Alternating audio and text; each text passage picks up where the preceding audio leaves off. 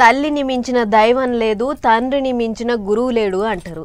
తల్లి, తండ్రి, గురువు, దైవం అంటారు. అంటే దేవుని కంటే కూడా తల్లిదండ్రులే గొప్పోళ్ళు అని చెప్తుంటారు. ఎందుకంటే తల్లి తన పేగు తెంచుకొని పుట్టుకనిస్తే నాయన జీవితాన్ని దారబోసి కంటికి రెప్పలెక్కనే సాతుతాడు. కాబట్టి అసొంటి తల్లిదండ్రులు మంచాన వడ్డనాడు బుక్కెడు భూవేయనికి కూడా చేతులు వస్తలేవు కొంతమంది కసాయి కొడుకులకు. అగో అసొంటి వార్త ఇది కూడా చూడుర్రు మీరే.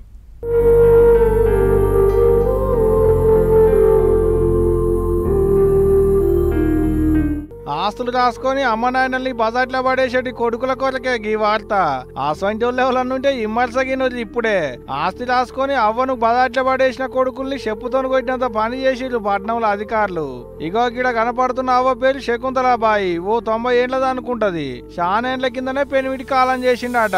అప్పటి సంది 2 కొడుకుల్ని 3 బిడ్డల్ని సాది పెళ్లిళ్ళు చేసింది. తీరా పెద్ద మనిషి అయి కాటికి పయనమయ్యేటాళ్లకు కడుపుకు బుక్కెడు బువ్వ పెట్టేటి దిక్కు లేకుండా అయింది పాపం అవ్వకు. రెక్కల కష్టం చేసి ఆమె సంపాదించిన ఇంటిని కొడుకులు అమ్ముకొని ముసలి తల్లిని రోడ్డు మీదకి నూకేసిరాట. గోడుగో నేర్చుకుంటా పోయి ఓ బిడ్డ కాడు వండుకుంటా రెవెన్యూ అధికారులకు ఫిర్యాదు అయితే అవ్వకు బువ్వ పెట్టని ఇంట్లో ఏ కొడుకు ఉండేది లేదని కొడుకుల్ని చూత మెడలు బట్టి బయటికి నూకి ఇంటిని సీజ్ చేసేది అధికారులు. మళ్ళీ ఎక్కడో కాదుల్లో మన హైదరాబాద్ పట్టణం మలక్పేటకు పక్క పోయింట్ ఉన్న ముసరం బాగులనే. ఇక ఇప్పుడు గీ ముచ్చటానికైనాక మంచి పని చేసిరు సార్లు. వాళ్ళు రోడ్డున పడితే తెలుస్తుంది కా బాధ ఏందో అనుకుంటా మస్తు తిట్టిపోస్తున్నారు పట్నం పబ్లిక్. ఆయన ఏం కొడుకులుగా నాయన, చిన్నప్పుడు మిమ్మల్ని ఎత్తుకొని తిరిగింది ఆమె కాదా? మీకు మూతులు ముక్కులు కడిగింది ఆమె కాదా?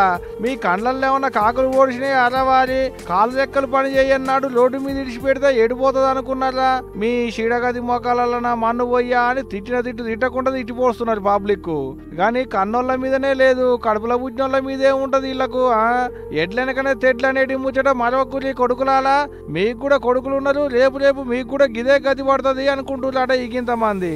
అందుకనే అంటారు కదా, అడ్డాల నాడు కొడుకులు కానీ గడ్డాల నాడు గారు అని. గిదే కావచ్చు అబ్బా.